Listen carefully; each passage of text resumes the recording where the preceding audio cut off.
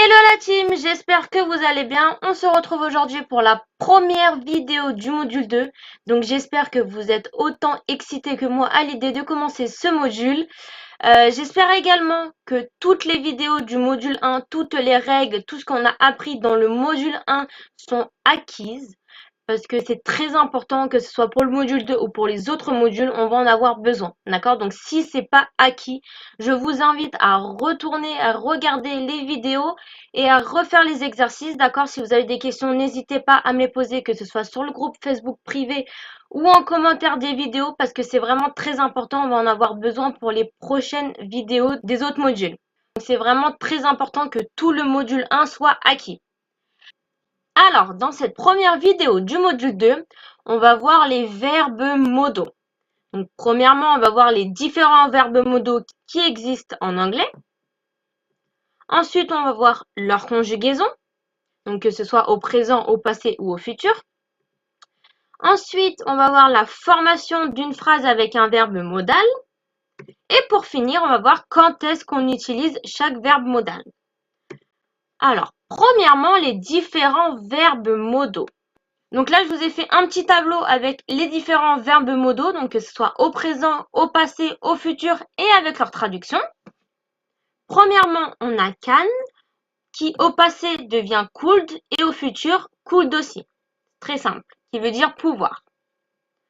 Ensuite, on a may, qui devient might au passé et might au futur, qui veut également dire pouvoir. Donc dans la vidéo, on va voir c'est quoi la différence entre can et may. Et on va voir quand est-ce qu'on utilise l'un et quand est-ce qu'on utilise l'autre, parce que du coup en français ça veut dire la même chose. Ensuite on a should et ought to. Donc ought to, attention, on ne prononce pas le G et le H. On prononce juste le T, ought to. Attention à ce mot. Il n'existe pas de forme pour should et ought to au passé et au futur, donc qui veut dire devrait en français. Et pour finir, donc on a must. Pareil, il n'existe pas de forme au passé et au futur pour must. Mais on va voir dans d'autres vidéos comment parler au passé et au futur quand on veut dire devrait et devoir. Vous inquiétez pas, il y a d'autres mots à utiliser pour le passé et le futur, mais on verra ça dans d'autres vidéos. Deuxièmement, la conjugaison. Les verbes modaux ne se conjuguent pas. Ils restent identiques à toutes les personnes. Donc là, je vous ai fait un petit tableau donc avec le verbe modal can, mais c'est exactement la même chose pour chaque verbe. Can reste tel quel à toutes les personnes, même à la troisième personne du singulier. Généralement, c'est là où il y a un petit changement au présent, mais là, non. Il n'y a aucun changement. Can reste tel quel à toutes les personnes, d'accord? C'est la même chose au passé ou au futur. Pour could et might, c'est pareil. Il restera tel quel à toutes les personnes. On ne le conjugue surtout pas. Ensuite, on va voir donc la négation. Donc pour can, à la négation, ça devient cannot. Et avec la contraction can't. Attention, toujours accrocher cannot. Ensuite, donc on a could, qui devient could not. Donc là, on voit bien que c'est bien séparé. Et avec la contraction couldn't. My qui devient might not, might qui devient might not. Donc là, il n'y a pas de contraction, d'accord? On ne dit pas might. Non, c'est might not et might not. Il n'y a pas de contraction pour ces deux verbes. Ensuite, on a should qui devient should not ou shouldn't. Et ought to. Donc ought to n'a pas de négation, d'accord? Si on veut utiliser ought to pour une phrase négative, on va utiliser shouldn't ou should not. D'accord? Mais il n'y a pas de négation pour ought to. Et pour finir, must, donc qui devient must not ou mustn't. Là, attention. La prononciation, on ne prononce pas le T de must. Mustn't. D'accord? On ne prononce pas le T, mais par contre, on l'écrit. Donc là, faut faire vraiment attention parce que du coup, quand vous le prononcez, vous allez prononcer mustn't. Donc vous allez vouloir l'écrire mustn't sans le T. Alors que non, ce sera faux, d'accord? À la prononciation, on n'entend pas le T, mustn't, mais à l'écrit, on écrit le T, d'accord? Donc c'est très important, il faut faire attention. Troisièmement, on va voir la formation d'une phrase. Donc comment on forme une phrase avec un verbe modal? Donc c'est très simple, on prend le sujet, le verbe modal et le verbe à l'infinitif. On ne conjugue pas les verbes après un verbe modal, jamais. D'accord? n'importe quel verbe modal, le verbe suivant ne sera pas conjugué, sera toujours à l'infinitif. Donc par exemple, là j'ai pris le sujet she, le verbe modal should. Donc là le verbe modal je ne l'ai pas conjugué, d'accord? Donc j'ai pas mis de s à should. She should, c'est faux. C'est she should, pas de s. Et le verbe à l'infinitif, donc là j'ai choisi le verbe swim, nager, donc elle devrait nager. She should swim. Pareil, le verbe il reste à l'infinitif, je ne l'ai pas conjugué. Je n'ai pas dit she should swims ou she should swimming. Non, le verbe reste à l'infinitif. She should swim. Et pour finir, donc on va voir quand est-ce qu'on les utilise. On commence avec can et could. On utilise can et could quand on parle de la capacité physique ou mentale que l'on a de faire quelque chose. D'accord? Donc je vais vous montrer des exemples, ça sera plus clair. Premier exemple, I can play violin, qui veut dire je peux jouer du violon. Là, on parle de ma capacité physique à jouer du violon, d'accord? Je peux, je n'ai pas des problèmes au bras, non, donc j'ai la capacité physique de jouer du violon. Et on parle également de la capacité mentale. Je sais jouer du violon, donc je peux en jouer. Donc là, on parle de la capacité physique et de la capacité mentale à faire quelque chose. Deuxième exemple, I could speak 5 languages. Je pouvais parler 5 langues. Donc là, on parle plus de la capacité mentale. Là, c'est pas du tout la capacité physique, c'est juste mentale. Je pouvais parler 5 langues. Ensuite, donc my et might. On utilise my et might quand on demande ou donne l'autorisation, la permission ou la supposition de faire quelque chose. My et might, c'est une forme plus polie pour parler que can, d'accord? Donc, c'est pas très utilisé. On utilise surtout ces deux mots quand on parle dans un milieu professionnel, dans un cadre professionnel. Alors, premier exemple, you may use my stapler. Vous pouvez utiliser mon agrafeuse. Donc là, vous voyez bien, j'ai utilisé pour la traduction en français, j'ai utilisé le sujet vous. Alors que j'aurais pu très bien utiliser le sujet tu, parce que comme vous savez, you, c'est tu et vous au même niveau. Il n'y a pas de différence, c'est vraiment au même niveau.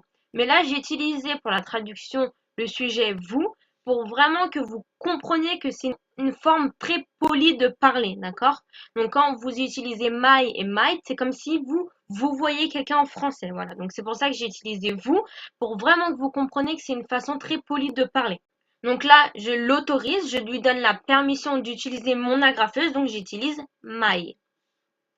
Ensuite, she might be sick, qui veut dire elle était peut-être malade. Donc là, on est plus dans la supposition, d'accord? Donc pour supposer quelque chose, en français, on utilise le mot peut-être. Et bien là, c'est pareil. Le mot peut-être va être transformé en might be ou alors maybe.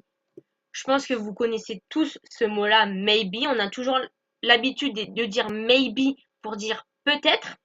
Mais on peut également aussi dire might be si on veut parler au passé. She might be sick. Donc là, on suppose qu'elle était malade. Donc on utilise en français, donc c'est la tournure du mot peut-être. Et en anglais, ça va être soit might be ou soit might be. Ensuite, on a should et ought to. Donc, on utilise should quand on donne un conseil ou un avis et ought to quand il y a un devoir moral. Donc, ought to, c'est toujours quand on donne un conseil, mais qu'il y a un devoir moral en plus. Donc, ought to est plus fort que should. Premier exemple, they shouldn't take their bike now, it is raining. Qui veut dire, ils ne devraient pas prendre leur vélo maintenant, il est en train de pleuvoir. Donc là, c'est un conseil qu'il leur donne. Ils ne devraient pas, c'est un conseil que je leur donne parce que comme il est en train de pleuvoir, c'est dangereux, donc je leur donne le conseil de ne pas prendre leur vélo. Attention, donc là j'ai fini ma phrase par It is raining. J'aimerais bien que vous mettiez en commentaire de cette petite vidéo le temps de cette phrase. It is raining. On l'a vu dans le module numéro 1, d'accord? Donc j'aimerais bien que vous mettez en commentaire le temps de cette phrase et si vous ne trouvez pas la bonne réponse, le bon temps de la phrase, je vous invite Non, je sais pas, je vous invite, je vous ordonne de retourner voir les vidéos du premier module, de me retrouver la vidéo en question et de la regarder. Ensuite, vous reviendrez dans cette vidéo. Vous m'écrirez en commentaire le temps de cette phrase, d'accord? Voilà, comme je vous disais, c'est très important que vous ayez vraiment tout assimilé du premier module parce que du coup, on va en revoir petit à petit comme ça dans les vidéos, donc que ce soit du module 2 ou dans les prochains modules. Si vous n'arrivez pas à trouver le temps de cette phrase, It is raining. Il est en train de pleuvoir. Vous arrêtez cette vidéo tout de suite et vous allez re-regarder les vidéos du module 1. Donc, revenons à nos moutons. Donc should, c'est pour donner un conseil. Donc là, je leur donne un conseil. Ils ne devraient pas utiliser leur vélo maintenant. Deuxième exemple, I ought to call the police, qui veut dire je devrais appeler la police. Donc là, pareil, c'est toujours un conseil, donc je devrais, donc je me conseille à moi-même que je devrais appeler la police. Mais en plus, il y a un devoir moral, d'accord? Là, j'utilise ought to parce que du coup, mon conseil est plus fort. Donc, j'utilise pas should, mais j'utilise ought to, d'accord? Généralement, ought to, c'est pas un mot qui est très utilisé. Voilà, c'est vraiment, on l'utilise quand vraiment il y a un devoir moral, mais sinon on utilise plus should que ought to. Mais c'est tout de même très important de le connaître. Et pour finir, donc on finit avec must. Donc must, on l'utilise quand on parle d'une obligation, d'une règle ou d'un devoir. Quelque chose qu'on n'a pas le choix de faire. C'est une obligation, on n'a pas le choix. Premier exemple, we must pay rent. Nous devons payer le loyer. Donc là, on n'a pas le choix. C'est une obligation, c'est une règle. Chaque mois, on doit payer le loyer. C'est une règle, donc j'utilise must. Deuxième exemple, you mustn't kill another person. Tu ne dois pas tuer une autre personne. Bon, cette phrase, je sais qu'elle est un petit peu, voilà, vous l'utiliserez pas, hein, j'espère que vous n'aurez jamais à dire cette phrase, mais voilà, c'est pour vraiment que vous compreniez bien. Donc, tu ne dois pas tuer une autre personne, tu n'as pas le choix, c'est une règle, voilà, on ne doit pas tuer les gens, bah là, c'est une règle, tu ne dois tuer personne, donc j'utilise must.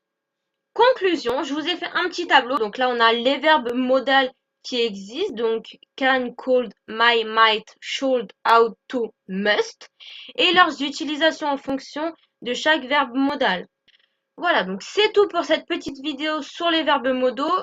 Je vous laisse faire les exercices. N'oubliez pas de me mettre en commentaire le temps de la phrase juste avant. Sinon, je vous invite à aller regarder encore une fois les vidéos du module 1 et à ne pas passer cette vidéo tant que vous n'avez pas trouvé le temps. Et on se dit à demain pour la prochaine vidéo. Bisous bisous!